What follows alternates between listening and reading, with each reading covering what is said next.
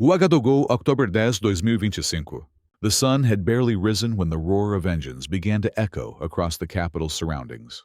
Hundreds of soldiers formed perfect ranks, and in the center of the military courtyard, armored vehicles glistened in the dawn light. It was in this setting that the president of the Faso, Captain Ibrahim Traoré, appeared in silence, his gaze steady, with the demeanor of a commander in a time of rebuilding. In front of the fluttering flags and officers standing at attention, he took the floor. Nous remettons aujourd'hui un nouveau lot de matériel lourd aux forces armées nationales. Ces équipements, des véhicules blindés, des pièces d'artillerie et du matériel de soutien logistique sont destinés aux unités d'intervention rapide, notamment le BACIR et le BBIR. Translation of French. Today, we are delivering a new batch of heavy equipment to the National Armed Forces. This equipment, armored vehicles, artillery pieces, and logistical support material is intended for the rapid intervention units, notably the BACIR and the BBIR. Nous voulons une armée forte, mobile et moderne, capable de défendre le territoire burkinabé contre toute menace d'où qu'elle vienne. Translation of French. We want a strong, mobile, and modern army, capable of defending Burkinabe territory against any threat, no matter where it comes from. Traoré's voice resonated like a declaration of rupture. This was not just a delivery of weapons. It was the announcement of a new era. Every word carried the weight of a promise, never again to rely on foreign powers to guarantee their own security. Behind him, a line of armored vehicles symbolized the effort of an entire country. For decades, Burkina Faso had been forced to fight with old equipment, colonial hand-me-downs, and conditional donations. But on this day, the steel had a different meaning. It represented sovereignty. The public watched in silence, aware that this moment went beyond military symbolism. It was the birth of an army that saw itself for the first time in generations, master of its own destiny. Traoré closed his speech with a short phrase, almost an oath. Ce matériel symbolise notre détermination à bâtir une force nationale souveraine, une armée du peuple au service de la nation et de sa dignité. Translation of French. This equipment symbolizes our determination to build a sovereign national force, a people's army in service of the nation and its dignity. And so, on October 10, 2025, the sound of engines once again filled Ouagadougou, not as the noise of war, but as the metallic echo of a rediscovered independence. The engines were still roaring as the vehicles slowly began to move across the courtyard. Each machine seemed to carry a history, a collective effort that had been quietly built since early 2024. The government had invested heavily to modernize its forces, and for the first time the country could display a mixed arsenal, part imported, part assembled on national soil. Chinese-made armored vehicles, the Norinco VP-11 and CS VP-14, formed the backbone of the new mechanized contingent. Designed to withstand mines and ambushes, they were perfect for the type of warfare the Sahel imposed, mobile, fast, and unpredictable. Alongside them, transport trucks, artillery systems, and digital communication stations completed the new fleet. But not everything came from outside. In recent months, Burkinabe engineers had rebuilt dozens of old vehicles, reusing engines and installing new steering and armor systems produced locally in maintenance workshops, supervised by the Army. The project was partially funded by the state with limited technical support from the Alliance of Sahel States (AES). Mali had sent communication specialists, Niger spare parts. All of this formed an unprecedented African cooperation network, a silent pact of survival. For the government, every bolt tightened on Burkinabe soil was a political act. "We don't buy strength, we build it," the defense minister had said during the inspection ceremony. The phrase quickly spread across the radio waves and became a motto for a generation. As the crowd watched the vehicles pass through the gate, you could sense the shine of something greater than the steel. There was pride. For decades, Burkina Faso had received foreign military aid that never came without strings, attached contracts, instructions, dependencies. Now the country displayed its own fleet, financed with its own resources, controlled by its own hands. And as the soldiers climbed onto the armored vehicles, adjusting their uniforms and raising a clenched fist, a certainty took hold of the public. Iron was no longer a symbol of oppression. It was a symbol of rebirth. That impromptu parade wasn't a show of force. It was a testament. Proof that in the heart of Africa, a small country could rise up and say, "Our defense is not bought, it is forged." For years, Burkina Faso had fought with outdated weapons and strategies inherited from colonial times. Attacks by terrorist groups left entire regions in ruins, and the population viewed its armed forces as fragile and disorganized. But the arrival of the new equipment in 2025 marked a turning point that transcended the battlefield. It was a change in mentality. The army began to adopt a doctrine unprecedented in the country's proactive defense. The old model based only on reaction was replaced by a structure of mobility and intelligence.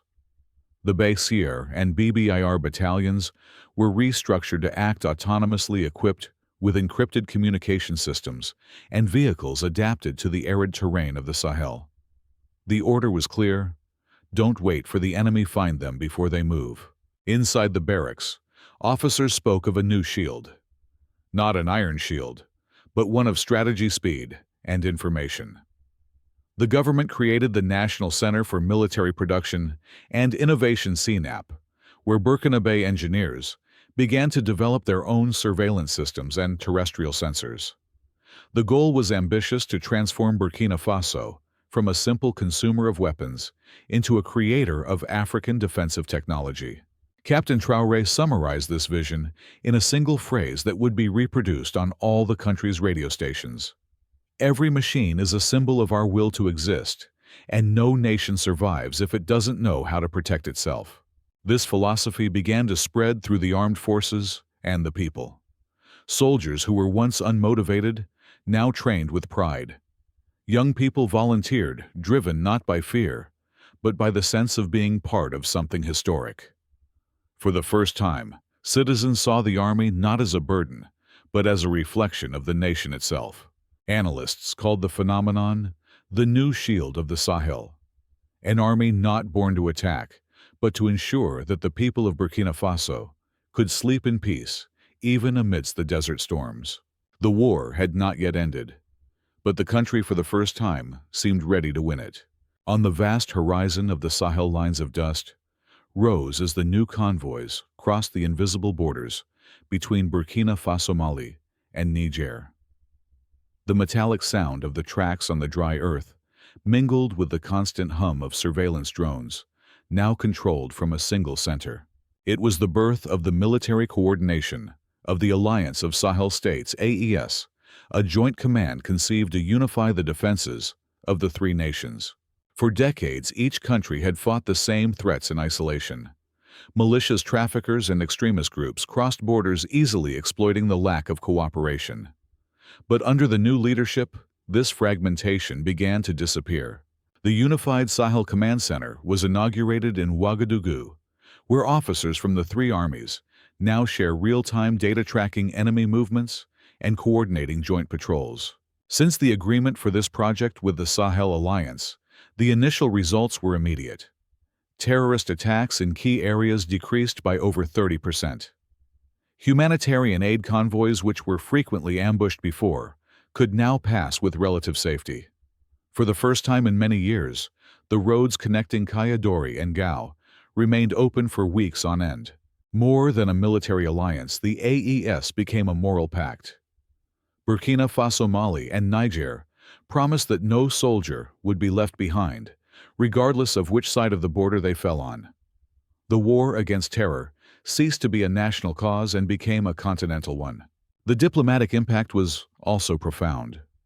The former regional powers began to realize that something was changing. The Sahel, once divided and vulnerable, began to speak with a single voice. And that voice, for the first time, didn't come from Paris, Washington, or Brussels. It came from the heart of Africa. In the corridors of the new command center, a phrase written in metal summarizes the spirit of the alliance: three nations, one destiny. And as the surveillance screens project the night maps of the desert, the officers watch carefully. The border that once represented weakness has now become the defense line of a continent. With the advance of the military program and the first signs of stability in the north, the government in Ouagadougou understood that it was time to go beyond borders and think bigger, the creation of a true African defense industry. In Koudougou, in the center of the country, an immense metal structure was erected, the Faso Defense Park, the first armament maintenance and production complex in Burkina Faso. There, local engineers worked side by side with technicians from Mali, South Africa, and even Russia, learning to manufacture parts, ammunition, and electronic systems adapted to the extreme climate of the Sahel. The park is the symbol of a new philosophy. Sovereignty is not about size, but about will. In the old warehouses transformed into workshops, young Burkinabe people develop prototypes of light vehicles, surveillance drones, and secure communication systems. The goal is ambitious. By 2030. 60% of the country's military equipment must be manufactured or assembled on national territory. This plan, dubbed the Made in Faso Defense Initiative, received financial support from the State Bank and attracted hundreds of engineers who previously emigrated to Europe. The initiative also provoked an unexpected effect: the rebirth of African technical pride. Manuals and schematics previously written in French or English began to be published in Moor, the local language. In universities, new faculties of military engineering and cybernetics emerged, training a generation that no longer dreams of serving foreign armies, but their own country. Traoré described the project simply yet powerfully. Every soldier who carries a weapon made by our hands is proof that Africa can defend itself without kneeling. Over time, the Faso Defense Park began to produce not only weapons, but also jobs, knowledge, and self-esteem. Official reports show that more than 12,000 direct and 40,000 indirect jobs were created in less than 2 years. The local economy warmed up. Small metalworking and electronics factories began to supply components, and what was once a simple barracks turned into the pulsating heart of a new African industrial revolution. Burkina Faso is no longer just a country in reconstruction. It is now a laboratory of sovereignty. The impact of the new military doctrine transcended the borders of Burkina Faso and began to echo across the entire continent. In African capitals, newspapers and television channels dedicated entire headlines to the transformation of the People's Army. For some, Traoré's gesture represented a historic turning point. For others, a direct challenge to the old geopolitical order that had dominated the Sahel for decades. In Bamako, the Malian government hailed the event as a sign that West Africa is finally freeing itself from foreign tutelage. Niger followed the same tone, declaring that the steel of Ouagadougou protects more than a border.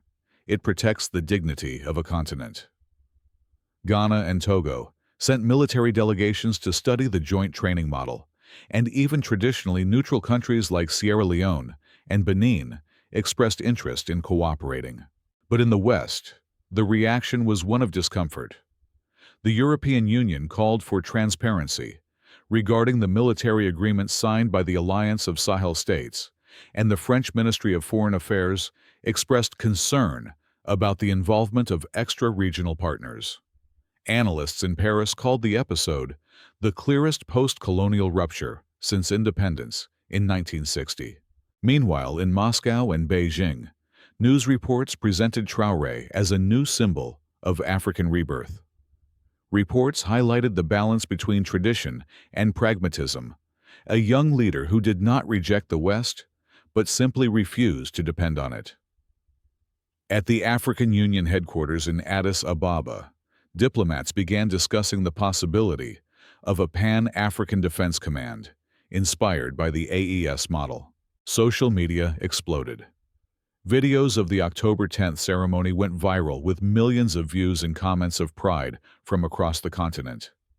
Hashtags like Muju Faso Strong, Souveraineté Africaine, African Sovereignty, and Capitaine du Peuple, Captain of the People, spread across Twitter and TikTok.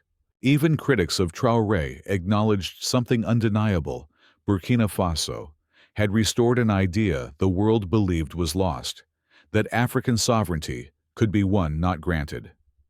And so, from Bamako to Maputo, from Niamey to Nairobi, the name of Burkina Faso ceased to be synonymous with fragility. It came to signify resistance. It came to signify an example. In the heart of Ouagadougou, the day ended with the sound of engines gradually silencing. The columns of vehicles parked, and the sweating, exhausted but smiling soldiers raised their fists in salute to the national standard. The sun slowly set over the central barracks, reflecting on the metal plates of the armored vehicles, as if each one held a piece of the country's new history. That afternoon, no one spoke of war. They spoke of the future, of how steel dust and sacrifice had transformed into a symbol of dignity. Families watching on television felt the same thrill, the conviction that something had changed forever. In the streets, young people imitated Traoré's gesture of raising their helmets, and the elderly said they hadn't seen such confidence in the eyes of the people for decades. People intuitively understood that those machines did not represent destruction, but protection. That they were not tools of domination, but of liberation.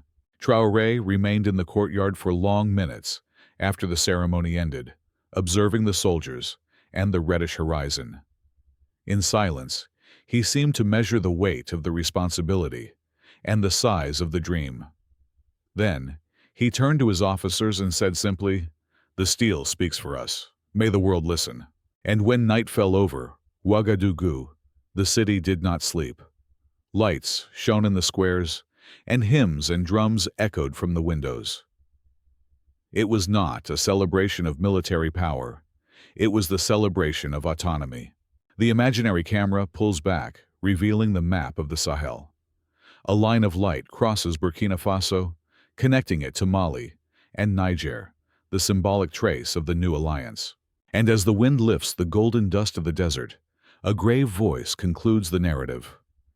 On October 10, 2025, the steel was reborn, and with it, a country was reborn.